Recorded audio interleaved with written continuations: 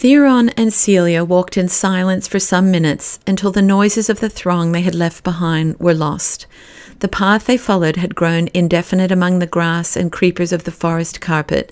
Now it seemed to end altogether at a little copse of young birches, the delicately graceful stems of which were clustered about a parent stump, long since decayed and overgrown with lichens and layers of moss.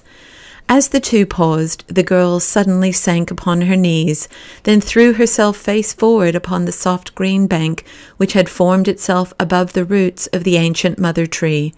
Her companion looked down in pained amazement at what he saw. Her body shook with the violence of recurring sobs, or rather gasps of wrath and grief. Her hands, with stiffened claw-like fingers, dug into the moss and tangle of tiny vines and tore them by the roots.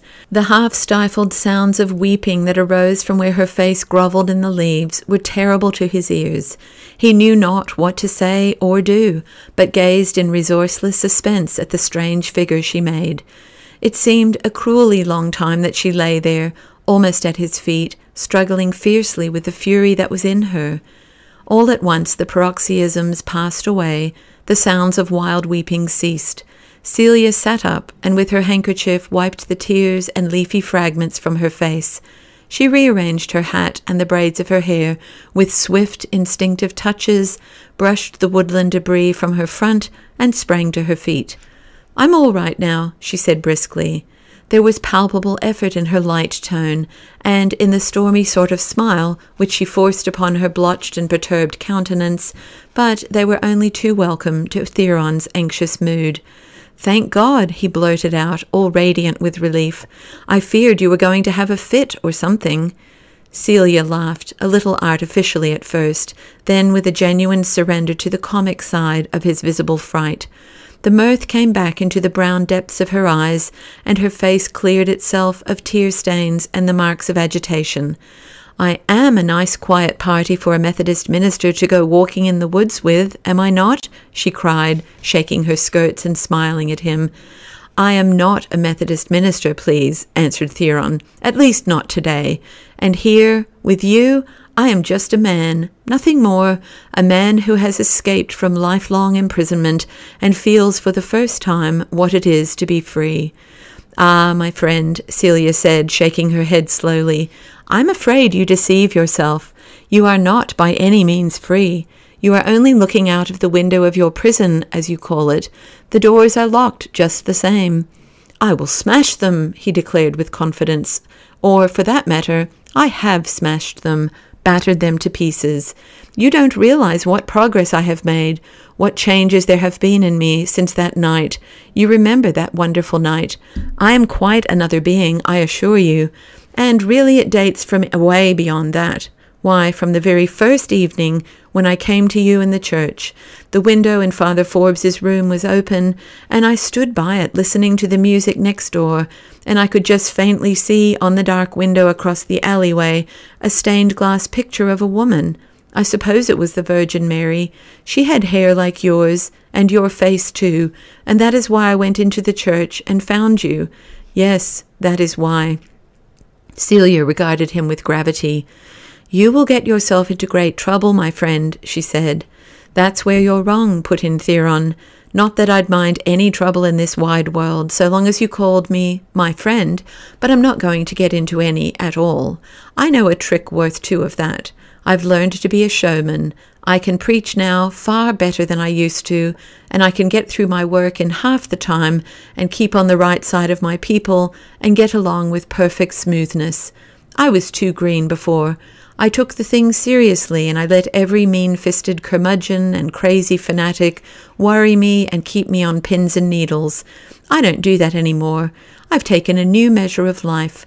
I see now what life is really worth, and I'm going to have my share of it.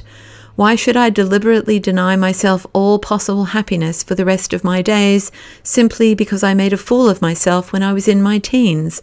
Other men are not eternally punished like that for what they did as boys, and I won't submit to it either. I will be as free to enjoy myself as Father Forbes." Celia smiled softly and shook her head again. "Poor man, to call him free," she said. "Why, he is bound hand and foot. You don't in the least realize how he is hedged about, the work he has to do, the thousand suspicious eyes that watch his every movement, eager to bring the bishop down upon him. And then think of his sacrifice, the greatest sacrifice of all, to never know what love means, to forswear his manhood, to live a forlorn celibate life. You have no idea how sadly that appeals to a woman. "Let us sit down here for a little," said Theron. "We seem at the end of the path." She seated herself on the root-based mound, and he reclined at her side, with an arm carelessly extended behind her on the moss. "I can see what you mean," he went on after a pause. "But to me, do you know, there is an enormous fascination in celibacy. You forget that I know the reverse of the medal. I know how the mind can be cramped, the nerves harassed, the ambitions spoiled and rotted, the whole existence darkened and belittled by the other thing. I have never talked to you before about my marriage." "I don't think we'd better talk about it now," observed Celia. "There must be many more amusing topics." He missed the spirit of her remark. "You are right," he said slowly. "It is too sad a thing to talk about. But there, it is my load, and I bear it, and there's nothing more to be said." Theron drew a heavy sigh, and let his fingers toy abstractedly with a ribbon on the outer edge of Celia's penumbra of apparel. "No," she said, "we mustn't snivel, and we mustn't sulk. When I get into a rage, it makes me ill, and I storm my way through it and tear things, but it doesn't last long, and I come out of it feeling all the better. I don't know that I've ever seen your wife. I suppose she hasn't got red hair?" "I think it's a kind of light brown," answered Theron, with an effect of exerting his memory. "It seems that you only take notice of hair in stained-glass windows," was Celia's comment. "Oh," he murmured reproachfully, as if, but I won't say what I was going to. "That's not fair," she said. The little touch of whimsical mockery which she gave to the serious declaration was delicious to him. "You have me at such a disadvantage. Here am I, rattling out whatever comes into my head, exposing all my lightest emotions and laying bare my very heart in candor, and you meditate, you turn things over cautiously in your mind, like a second Machiavelli. I grow afraid of you. You are so subtle and mysterious in your reserves." Theron gave a tug at the ribbon to show the joy he had in her delicate chaff. "No, it is you who are secretive," he said. "You never told me about the piano." The word was out. A minute before it had seemed incredible to him that he should ever have the courage to utter it, but here it was. He laid firm hold upon the ribbon, which, it appeared, hung from her waist, and drew himself a trifle nearer to her. "I could never have consented to take it, I'm afraid," he went on in a low voice, "if I had known. And even as it is, I fear it won't be possible." "What are you afraid of?" asked Celia. "Why shouldn't you take it? People in your profession never do get anything unless it's given to them, do they? I've always understood it was like that. I've often read of donation parties. That's what they're called, isn't it? Where everybody is supposed to bring some gift to the minister. Very well, then. I've simply had a donation party of my own, that's all. Unless you mean that my being a Catholic makes a difference. I had supposed you were quite free from that kind of prejudice." "So I am. Believe me, I am," urged Theron. "When I'm with you, it seems impossible to realize that there are people so narrow and contracted in their natures as to take account of such things. It is another atmosphere that I breathe near you. How could you imagine that such a thought about our difference of creed would enter my head? In fact," he concluded with a nervous half-laugh, "there isn't any such difference. Whatever your religion is, it's mine too. You remember, you adopted me as a Greek." "Did I?" she rejoined. "Well, if that's the case, it leaves you without a leg to stand on. I challenge you to find any instance where a Greek made any difficulties about accepting a piano from a friend. But seriously, while we were talking about it, you introduced the subject. I didn't. I might as well explain to you that I had no such intention when I picked the instrument out. It was later, when I was talking to Thurston's people about the price, that the whim seized me. Now, it is the one fixed rule of my life to obey my whims. Whatever occurs to me as a possibly pleasant thing to do, straight like a flash, I go and do it. It is the only way that a person with means, with plenty of money, can preserve any freshness of character. If they stop to think what it would be prudent to do, they get crusted over immediately. That is the curse of rich people. They teach themselves to distrust and restrain every impulse toward unusual actions. They get to feel that it is more necessary for them to be cautious and conventional than it is for others. I would rather work at a washtub than occupy that attitude toward my bank account. I fight against any sign of it that I detect rising in my mind. The instant a wish occurs to me, I rush to gratify it. That is my theory of life. That accounts for the piano, and I don't see that you've anything to say about it at all." It seemed very convincing, this theory of life. Somehow, the thought of Miss Madden's riches had never before assumed prominence in Theron's mind.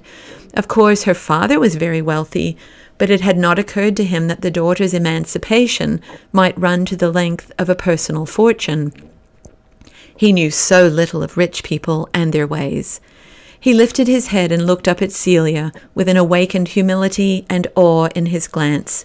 The glamour of a separate banking account shone upon her.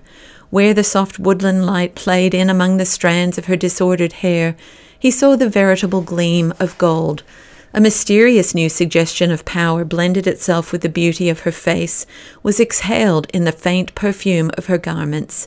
He maintained a timorous hold upon the ribbon, wondering at his hardihood in touching it or being near her at all.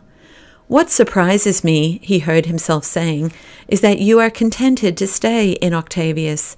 I should think that you would travel, go abroad, see the beautiful things of the world, surround yourself with the luxuries of big cities and all that sort of thing." Celia regarded the forest prospect straight in front of her with a pensive gaze. "Sometime, no doubt I will sometime," she said abstractedly. "One reads so much nowadays," he went on, "of American heiresses going to Europe and marrying dukes and noblemen.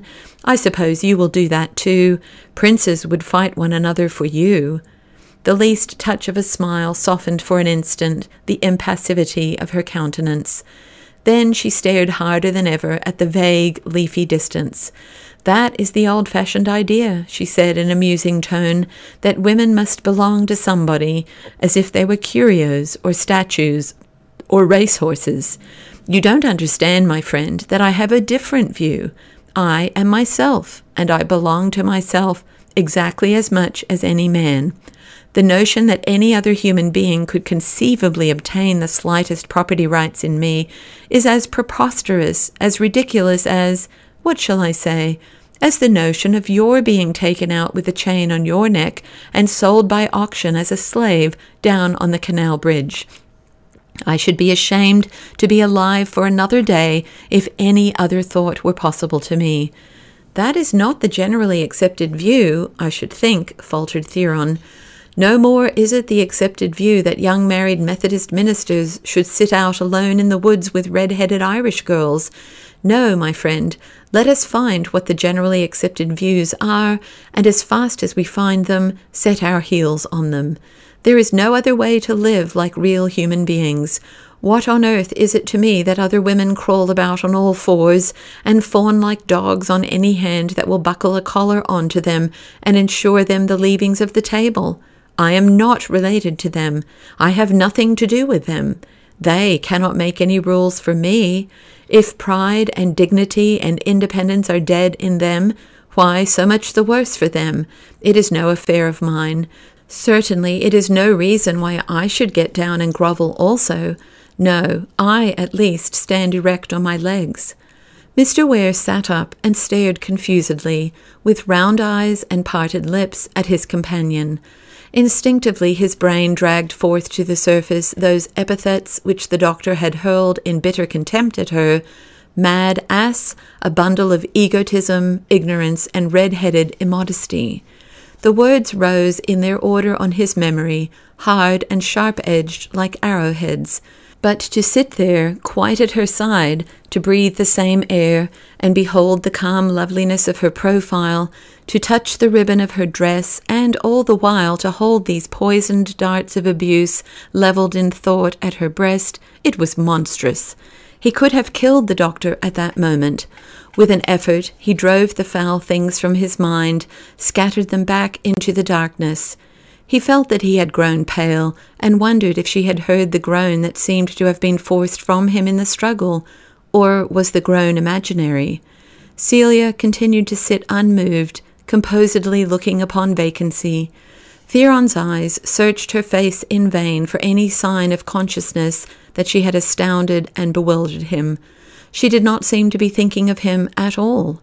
The proud calm of her thoughtful countenance suggested instead occupation with lofty and remote abstractions and noble ideals. Contemplating her, he suddenly perceived that what she had been saying was great, wonderful, magnificent. An involuntary thrill ran through his veins at recollection of her words. His fancy likened it to the sensation he used to feel as a youth when the 4th of July reader bawled forth that opening clause, "When, in the course of human events, it becomes necessary," etc. It was nothing less than another Declaration of Independence that he had been listening to. He sank again recumbent at her side and stretched the arm behind her, nearer than before.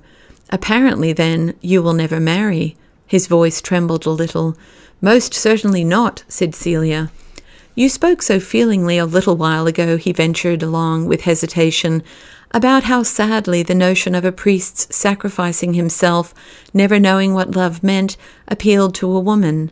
I should think that the idea of sacrificing herself would seem to her even sadder still." "I don't remember that we mentioned that," she replied. "How do you mean, sacrificing herself?" Theron gathered some of the outlying folds of her dress in his hand and boldly patted and caressed them. "You, so beautiful and so free, with such fine talents and abilities," he murmured. "You, who could have the whole world at your feet. Are you, too, never going to know what love means? Do you call that no sacrifice? To me it is the most terrible that my imagination can conceive." Celia laughed, a gentle, amused little laugh, in which Theron's ears traced elements of tenderness. "You must regulate that imagination of yours," she said playfully.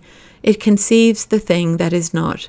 Pray when," and here, turning her head, she bent down upon his face a gaze of arch mock seriousness, "pray, when did I describe myself in these terms? When did I say that I should never know what love meant?" For answer, Theron laid his head down upon his arm and closed his eyes and held his face against the draperies encircling her. "I cannot think," he groaned. The thing that came uppermost in his mind, as it swayed and rocked in the tempest of emotion, was the strange reminiscence of early childhood in it all. It was like being a little boy again, nestling in an innocent, unthinking transport of affection against his mother's skirts. The tears he felt scalding his eyes were the spontaneous, unashamed tears of a child. The tremulous and exquisite joy which spread, wave-like, over him, at once reposeful and yearning, was full of infantile purity and sweetness. He had not comprehended at all before what wellsprings of spiritual beauty, what limpid depths of idealism his nature contained. "We were speaking of our respective religions," he heard Celia say, as imperturbably as if there had been no digression worth mentioning. "Yes," he assented, and moved his head so that he looked up at her back hair and the leaves high above, mottled against the sky. The wish to lie there, where now he could just catch the rose-leaf line of her under-chin as well, was very strong upon him. "Yes," he repeated. "I cannot talk to you like that," she said, and he sat up again, shamefacedly. "Yes, I think we were speaking of religions. Some time ago," he faltered to relieve the situation. The dreadful thought that she might be annoyed began to oppress him. "Well, you said whatever my religion was, it was yours too. That entitles you at least to be told what the religion is. Now, I am a Catholic." Theron, much mystified, nodded his head. Could it be possible? Was there impending a deliberate suggestion that he should become a convert? "Yes, I know," he murmured. "But I should explain that I am a Catholic only in the sense that its symbolism is pleasant to me. You remember what Schopenhauer said. You cannot have the water by itself. You must also have the jug that it is in. Very well, the Catholic religion is my jug. I put into it the things I like. They were all there long ago, thousands of years ago. The Jews threw them out. We will put them back again. We will restore art and poetry, and the love of beauty, and the gentle, spiritual, soulful life. The Greeks had it, and Christianity would have had it too, if it hadn't been for those brutes they call the Fathers. They loved ugliness and dirt and the thought of hellfire. They hated women. In all the earlier stages of the church, women were very prominent in it. Jesus himself appreciated women and delighted to have them about him and talk with them and listen to them. That was the very essence of the Greek spirit, and it breathed into Christianity at its birth a sweetness and a grace which 20 generations of cranks and savages like Paul and Jerome and Tertullian couldn't wholly extinguish. But the very man, Cyril, who killed Hypatia and thus began the Dark Ages, unwittingly did another thing which makes one almost forgive him. To please the Egyptians, he secured the Church's acceptance of the adoration of the Virgin. It is that idea which has kept the Greek spirit alive and grown till at last it will rule the world. It was only epileptic Jews who could imagine a religion without sex in it. "I remember the pictures of the Virgin in your room," said Theron, feeling more himself again. "I wondered if they quite went with the statues." The remark won a smile from Celia's lips. "They get along together better than you suppose," she answered. "Besides, they're not all pictures of Mary. One of them, standing on the moon, is of Isis with the infant Horus in her arms. Another might as well be Mahame bearing the miraculously born Buddha, or Olympias with her child Alexander, or even Perictione holding her babe Plato. All these were similar cases, you know. Almost every religion had its Immaculate Conception. What does it all come to, except to show us that man turns naturally toward the worship of the maternal idea? That is the deepest of all his instincts, love of woman, who is at once daughter and wife and mother. It is that makes the world go round." Brave thoughts shaped themselves in Theron's mind and shone forth in a confident yet wistful smile on his face. "It is a pity you cannot change estates with me for 1 minute," he said in steady, low tones. "Then you would realize the tremendous truth of what you have been saying. It is only your intellect that has reached out and grasped the idea. If you were in my place, you would discover that your heart was bursting with it as well." Celia turned and looked at him. "I myself," he went on, "would not have known half an hour ago what you meant by the worship of the maternal idea. I am so much older than you. I am a strong, mature man, but when I lay down there and shut my eyes, because the charm and marvel of this whole experience had for the moment overcome me, the strangest sensation seized upon me. It was absolutely as if I were a boy again, a good, pure-minded, fond little child, and you were the mother that I idolized."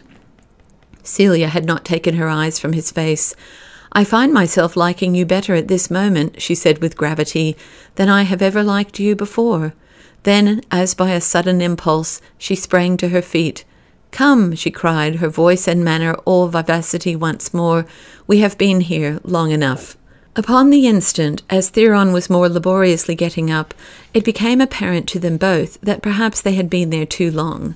A boy with a gun under his arm and 2 grey squirrels tied by the tails slung across his shoulder stood at the entrance to the glade, some dozen paces away, regarding them with undisguised interest.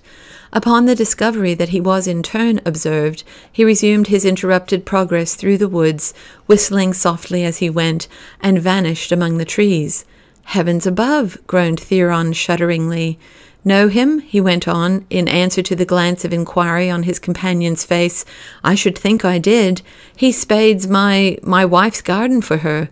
He used to bring our milk. He works in the law office of one of my trustees, the one who isn't very friendly to me, but is very friendly indeed with Mrs. Ware. Oh, what shall I do? It may easily mean my ruin." Celia looked at him attentively. The colour had gone out of his face, and with it the effect of earnestness and mental elevation, which a minute before had caught her fancy. "Somehow I fear I do not like you quite so much just now, my friend," she remarked. "In God's name, don't say that," urged Theron. He raised his voice in agitated entreaty. "You don't know what these people are, how they would leap at the barest hint of a scandal about me. In my position, I am 1,000 times more defenseless than any woman. Just a single whisper, and I am done for." "Let me point out to you, Mr. Ware," said Celia slowly, "that to be seen sitting and talking with me, whatever doubts it may raise as to a gentleman's intellectual condition, need not necessarily blast his social reputation beyond all hope whatever." Theron stared at her as if he had not grasped her meaning. Then he winced visibly under it and put out his hands to implore her. Forgive me," he pleaded. "I was beside myself for the moment with the fright of the thing. Oh, say you do forgive me, Celia." He made haste to support this daring use of her name. "I have been so happy today, so deeply, so vastly happy, like the little child I spoke of, and that is so new in my lonely life that the suddenness of the thing, it just for the instant unstrung me. Don't be too hard on me for it. And I had hoped, too, I had had such genuine heartfelt pleasure in the thought that an hour or two ago, when you were unhappy, perhaps it had been some sort of consolation to you that I was with you." Celia was looking away. When he took her hand, she did not withdraw it, but turned and nodded in musing general assent to what he had said. "Yes, we have both been unstrung, as you call it, today," she said, decidedly out of pitch. "Let us forgive the other, and say no more about it." She took his arm, and they retraced their steps along the path again in silence. The laboured noise of the orchestra, as it were, returned to meet them. They halted at an intersecting footpath. "I go back to my slavery, my double bondage," said Theron, letting his voice sink to a sigh. "But even if I am put on the rack for it, I shall have had one day of glory." "I think you may kiss me in memory of that one day, or of a few minutes in that day," said Celia. Their lips brushed each other in a swift, almost perfunctory caress. Theron went his way at a hurried pace, the sobered tones of her "goodbye" beating upon his brain with every measure of the droning waltz music.